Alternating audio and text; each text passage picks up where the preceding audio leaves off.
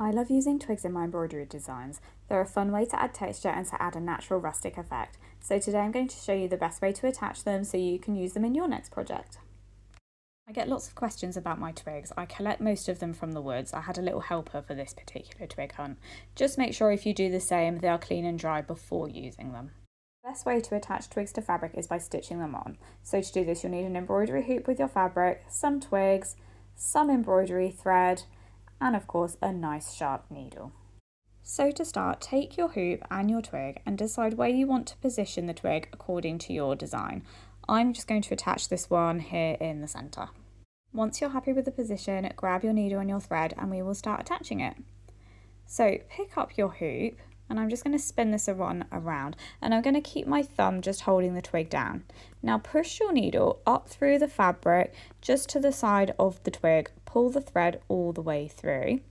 Now just push the needle down the other side of the twig and then pull your thread all the way through. Now that's going to hold it, but just for a little bit of extra security, I'm going to loop it around again.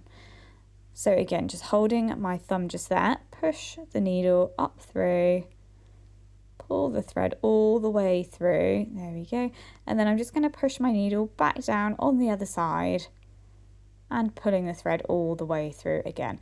Now that is going to hold it on there really nice and securely. So that's our first side done. Now we just need to do the other end of the twig. So again, I'm just going to spin this around so I can put my thumb on the twig. And again, just pushing my needle up through the fabric. So this is exactly the same as I did just now, pulling the thread all the way through and then pushing the needle back down on the other side of the twig. So that's loop number one. And again, I'm going to loop it through again.